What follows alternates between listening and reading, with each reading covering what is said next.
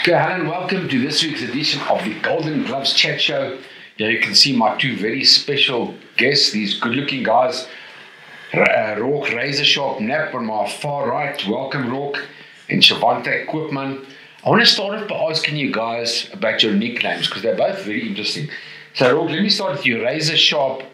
Is that because you were a barber originally before boxing? Yeah, I actually got that nickname from the boss himself, from Rodney, when he found out that I was a barber for many years. Did Rodney Burma give you? Yeah, okay. Rodney gave me that nickname. I used to cut hair for many years to facilitate my pro career. And day to day I'd cut hair and then go train in the evenings and get ready for fights. So when he found out that was what I did, that was it. It stuck. Razor sharp.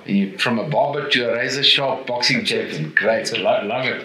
Shervantaigh Koopman, SK. Now, there's a lot of people are not going to know. I didn't even know. And you turned out my job.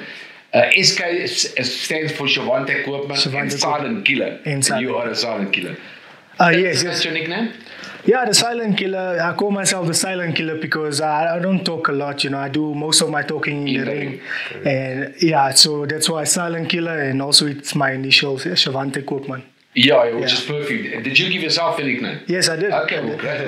Well done. It's a great nickname. So you got Razor Sharp and you got SK. I'm going to talk to these guys now. These guys, I must tell you, ladies and gents, are the two best super welterweights, they call it, or junior middle. Let's go super welter in South Africa, and in the world.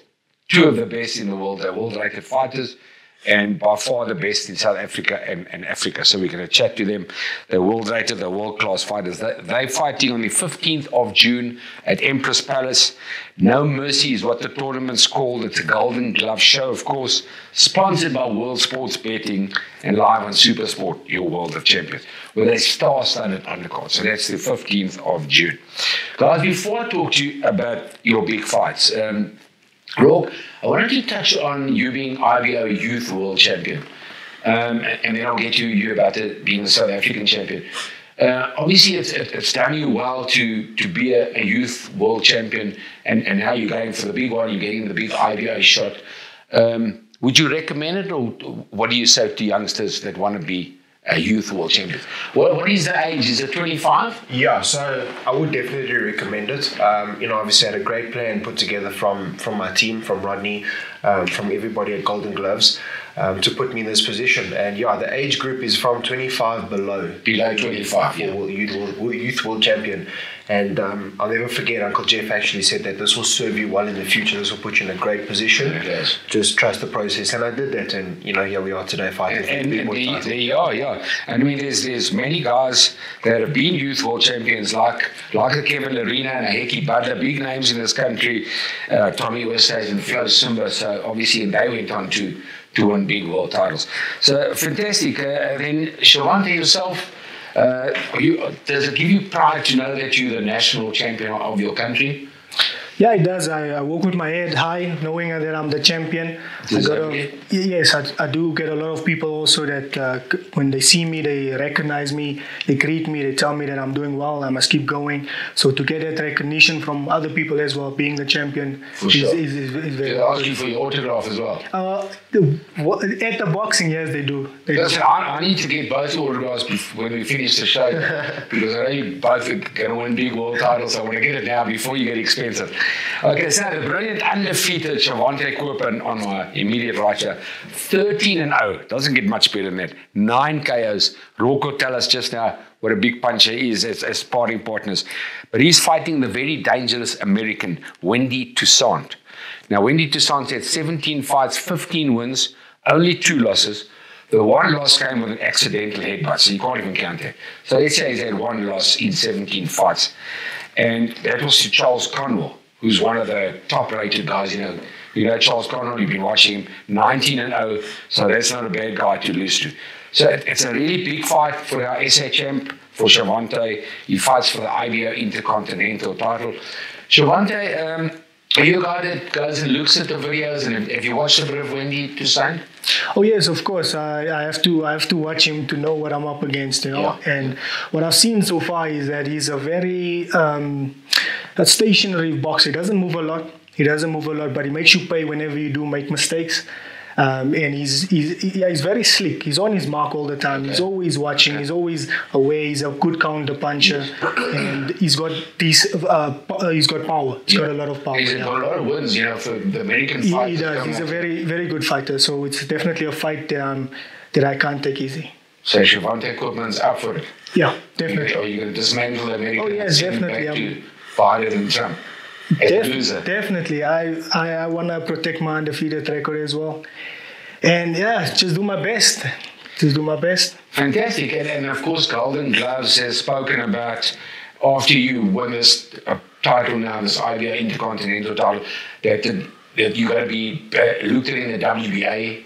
There's big things down the line of the WBA, the WBC for all. Both you guys are going to go on to fight for massive titles. So that's really exciting. Roarke, let me talk to you. Razor Sharp Knapp, you getting your massive opportunity now for the IBO Super Welterweight title after 19 fights, 17 1-1. The draw that you got, I saw it was definitely not a draw, so you won that. And then you lost to Brandon Taser and avenged it. So it's almost, to me, like you're undefeated. So, in my opinion, you're undefeated. You're very loved out there, very flashy, charismatic. You've got a great ring IQ. You can pay me later for it. Yeah, definitely. No, seriously, I love that about you, and I think the fans started appreciating it. You do that Sugar Ray Leonard move so nicely, and not many people can do that. So it's a big fight for you now. You fighting against Jorge Garcia Perez from Mexico. 33 fights, 29 wins, 24 by KO. So it's a big fight for you. But before I talk to you about that fight, let's talk about your operation that people might not know about. You were supposed to fight Josh Kelly. Unfortunately, that fell through in December in England. And then you hurt your hand. Tell us the story. Yeah, so I was due to fight Josh Kelly in England. Preparations were going swimmingly as always, but then unfortunately I think it was about two and a half weeks out from the fight. I was hit in the bag and I ended up hurting my hand, but in a way that I've never felt before. So I went and I had it checked out, went to doctors, they picked nothing up. I went to a hand specialist, and right from the get-go, without even 5 minutes of examining it, he said there's a big problem here. He sent me for ultrasounds to check what the damage was, and it turned out that I had ruptured the sagittal band in my hand that goes across my hand, which holds the tendons in place. So what was happening was every time I'd make a fist, my tendons were slipping and slipping out of place, which was incredibly painful. Yeah, sure. It got so bad to a point where I couldn't make a fist and I couldn't open my hand. I suggested that to the doctor that we inject my hand, numb it up because I have to go fight. Yes. He said, listen, you can do that. He said, but the damage you could possibly do in the UK fighting will put you out a lot longer than you need to be. So rather sacrifice this fight to have obviously more fights down the line. A short-term sacrifice for long-term gain, basically. Sure. If I had gone and fought, I probably would have done even more damage and had to have more surgery to fix it and been out longer. I was already out for about 5 months due to the injury, which is more than too much time. So I don't want to have any more time off. And so, we've healed up. I've focused on recovery, making sure that everything's going according to plan. And I'm back in training, working with Shervantaigh, helping him with his fighters. He's helping me. And our hand is back to normal, good to go. Yeah, great. Well, I believe you would have beaten Josh Kelly, so pity that didn't happen. But let's talk about the guy you are fighting, Jorge Garcia Perez. Are you kind of guy that, I think you said you don't really like watching too much videos of your fight? Yeah. I've never, my whole career, and it's not just a recent thing, my whole career, I've never really watched clips, and that started from the beginning because when you're fighting early on in your career, there is no real clips of the guys you're fighting from here, so you can't really study. So I just got used to that, and ever since then I never really watched clips. Now obviously there is footage of my opponents, but I let my technical team handle that and train me accordingly, such as Vusi, the guys that I work with, and they build a bit of a game plan around me. And I also like to deal with a problem in the ring, problem solve as I go along, because I can have an idea of what to expect. Just now something changes and then I haven't prepared for that, and then I've gone banking on that working and it doesn't happen. So I like to see what I'm up against, problem solve and adjust and adapt. It's just my own personal thing. And that's how I find it easier for me to do my job, rather than fixating on a video and then, letting it play on my mind for day after day after day. I'd rather just get in the gym, do what I need to do what my trainers tell me to do, fight and, fight the guy that's in front of me. And yourself, differently? You like to watch a lot of it? Yeah, I do, but I don't focus on it too much. So I will watch him once or twice. Because like Roarke says, they can come with a different game. Oh yes, that's it. So you got to have A, B, and C. For me, I just want to see what like if he's orthodox, if he's and how he boxes, if his hands, his basics and all that. But I don't focus too much on him, I just like maybe one time I'll watch him, twice for the most, and then I just leave it up to I think a good fighter like you two are very good fighters that doesn't have to watch too much of the videos. I feel like sometimes when that happens, I don't know if you can attest to this, when you have watched it, you can kind of basically watch one clip and pretty much make your judgment, but put everything together and say, okay, cool, I've got him already. We know how to work forward. And that's, with Shervantaigh having the extensive amateur background and the career that he's had, he's also someone that's able to have a quick look. Okay, cool, I've got it. Now we've got to prepare for it. Don't have to fixate on it. Let's talk Vusi Matola. You both trained by the great Vusi Matola. I call him the great Vusi Matola now because he should have got trainer of the year last year. You should have got fighter of the year as well against Brandon. So I think we were a bit robbed there. Talk to us a little about Vusi. I mean, he's a tremendous trainer, doesn't even get as much credit as he should get. Talk to us, Roarke. How do you rate him as a trainer? I love Vusi, and I've said this in the past, so it's not just as a trainer, but as a man. He is so forthcoming to people. He's so generous. He's so loving, especially to his fighters. He invests his emotions into his fighters, and because of that, we want to give his best. That I can speak for myself. I just want to give my best to him. There's nothing more reassuring and comforting knowing you got someone of Vusi's caliber who knows what he knows about the fight game, also loves you like his own son, watching over you, making sure you're doing the right thing, putting belief in you, making sure that when you are hard on yourself and you're down in the dumps, he's there to pick you up and make you realize that you are actually on track and you're doing well. And it's teamwork. You need to have a good team. Exactly that. Manager Marco Louise is doing a great job with you guys. 100%. I think myself and Shervantaigh, we've got a great team around us. He's got his respective people in his team, and I have mine. Charlton is there. That's correct. 100%. But holistically, we've got a great foundation around us, and we're heading in the right direction. I personally can't be more grateful as well. Definitely. We're going to have multiple world champions coming out of the gym, Shervantaigh included.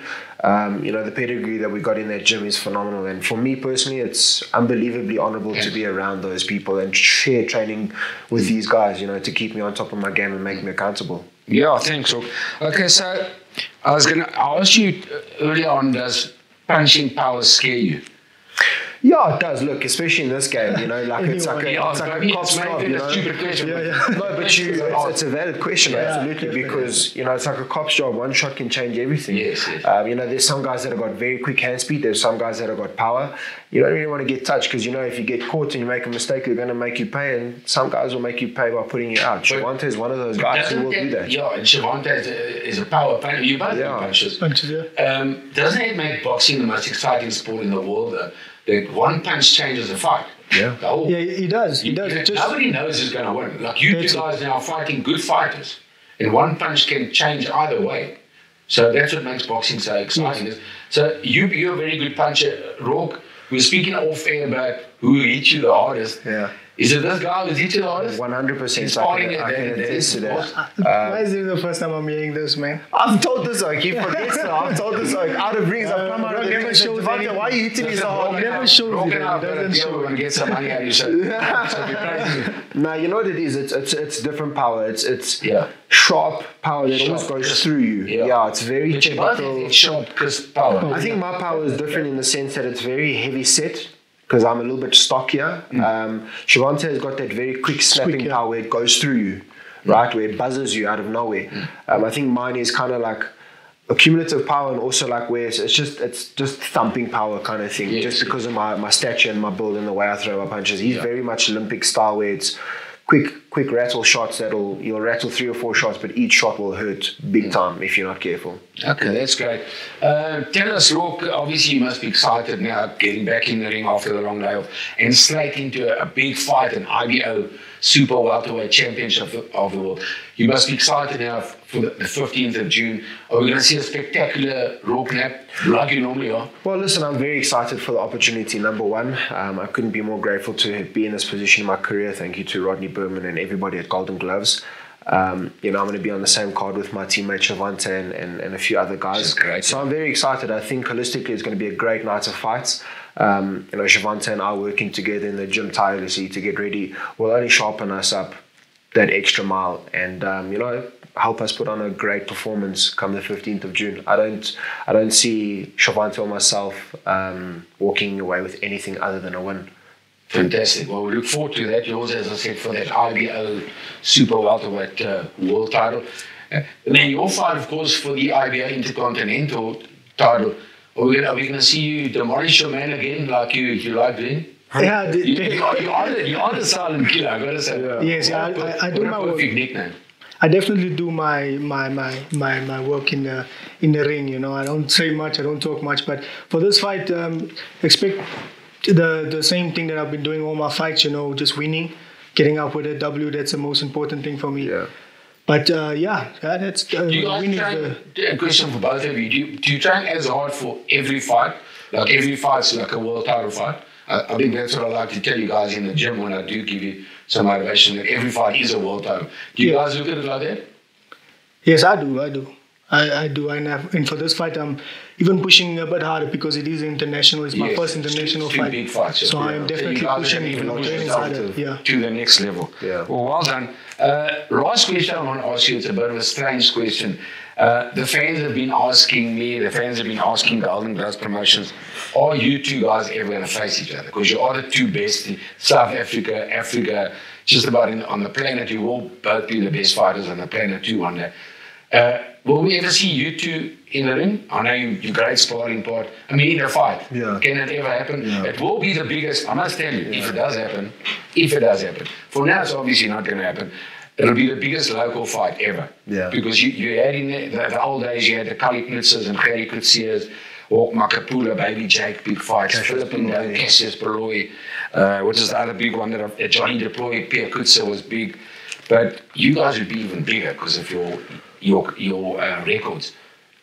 Can it happen? Does it happen? It can happen. It can happen. I think it will be a good fight stylistically as well. Yeah. With our styles, they say styles makes fights. So I think it will be a very, very good fight. You the WBC champion and you the WBA champion. That would be great. That stuff of dreams. Unification. That would be stuff of dreams. Stuff of dreams. Not even just, I don't know, for yourself, but not even just for me personally, but for South African boxing, to be mentioned in the names, the likes of Cassius Beloy, everybody that you've just mentioned. We grew up watching those guys, admiring these guys. They're all over the offices here at Golden Gloves. It's legendary stuff. So to be, mentioned in the same breath as those guys, it's a really good feeling. Yes, yeah. I think it'll be one hell of a fight. I've always, spoken highly of Shervantaigh. You guys know each other. We know each other very well. You never know. Maybe as a unification fight, God willing, one day. It'll be a nice way to fly out and hang up the gloves. Maybe one last showdown. We have a big fight like that between us, and then call it a day. It's probably not going to happen, but if it happens, you guys will deserve a handsome payday. Yeah. So well done. Thank you for chatting. We're going to chat again. Thank you. We all look forward to the 15th of June. Thank you, Roarke, Razor Sharp, Knapp, and Shervantaigh, the killer, the silent killer, SK. Thank you guys for chatting to us. Thanks, Shervantaigh. We'll see you guys soon at our next press conference. For me, Brian Mitchell, thank you for watching.